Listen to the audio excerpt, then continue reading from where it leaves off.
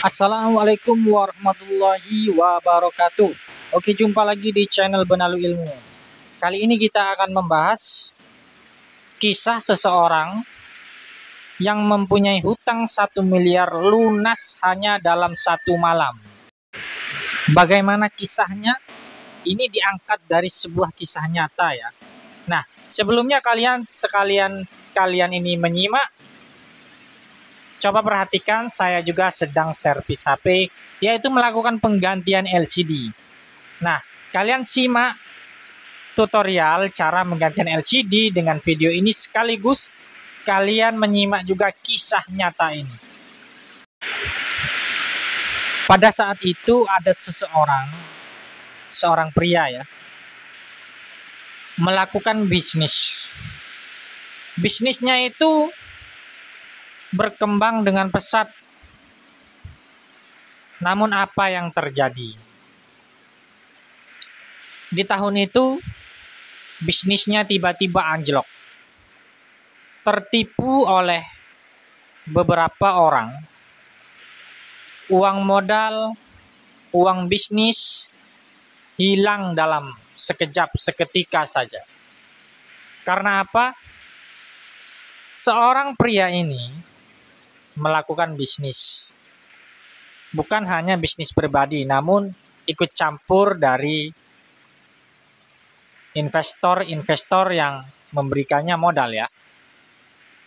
Ketika itu ia menjalankan sebuah usaha. Dan usahanya pun maju, berkembang dengan pesat. Tiba-tiba ada kesalahan yang tak terduga. Uang tersebut dibawa kabur oleh rekannya sendiri. Bukan hanya sedikit uang yang dibawa kabur ya. Itu mencapai sebesar 800 juta. Ketika itu, saking percayanya saat itu kepada rekannya,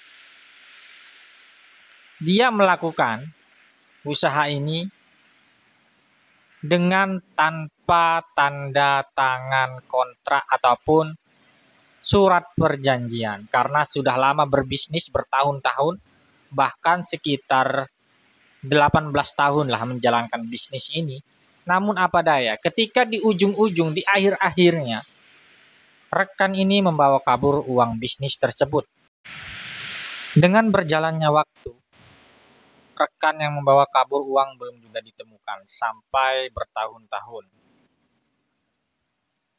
Seorang pria ini sampai rela menjadi seorang pemulung.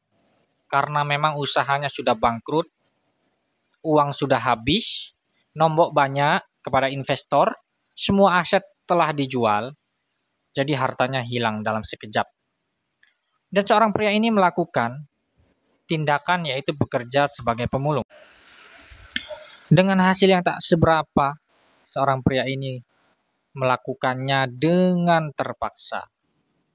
Karena apa? Tanggung jawabnya terhadap anak dan istrinya harus terpenuhi. Anak dan istrinya harus bisa makan.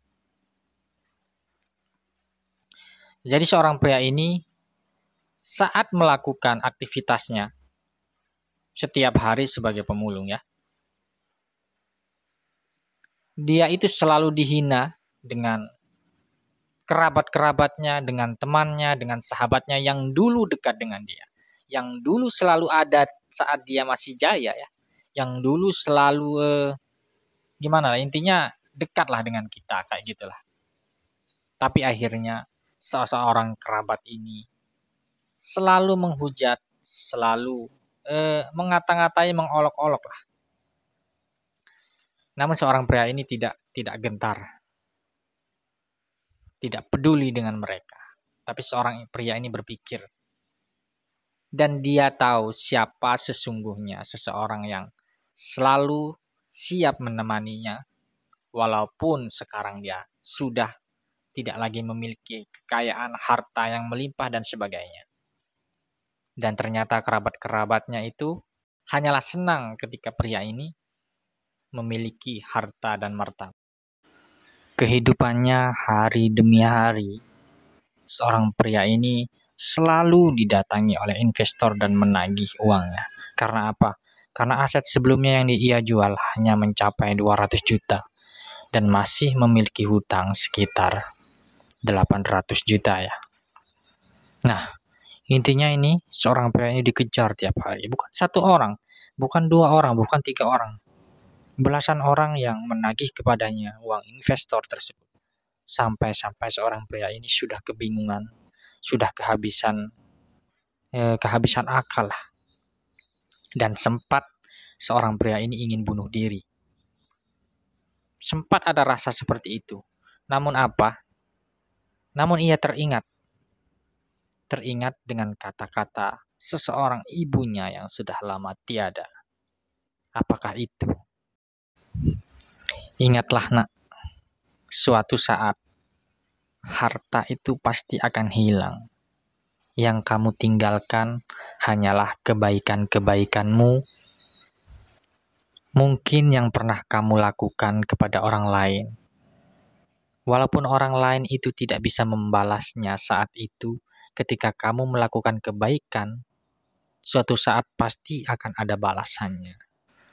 Dan ingatlah, suatu saat nanti, ketika kamu terjatuh, hanya satu pesan dari ibu. Ingatlah kepada Sang Pencipta. Nah, saat seorang pria ini teringat kata-kata ibunya tadi, seseorang pria ini menyadari kenapa kok bisa perusahaan yang ia bangun selama ini bisa jatuh sejatuh-jatuhnya sampai dia menjadi seorang pemulung saat ini. Ternyata selama dia membangun perusahaan itu sampai sukses, dia lupa apa kewajibannya. Dia lupa kepada Sang Pencipta. Dia saat ini pun menjadi seperti ini. Dia juga lupa sedekahnya selalu ditunda-tunda ataupun bahkan tidak pernah melakukan sedekah. Karena apa? Di bagian harta itu ada harta orang lain yang harus kita keluarkan.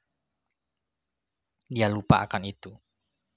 Dan dia saat jaya, dia arogan, dia sombong. Intinya dia tuh merasa dirinya paling hebat. Dia sadar akan itu semua dan akhirnya semua itu diambil dan hilang seketika. Nah, bagaimana kisah selanjutnya ia bisa melunasi hutang dalam satu malam? Silahkan simak di video kelanjutannya. Semoga video ini ada manfaat. Kita jumpa lagi di video selanjutnya. Wassalamualaikum warahmatullahi wabarakatuh.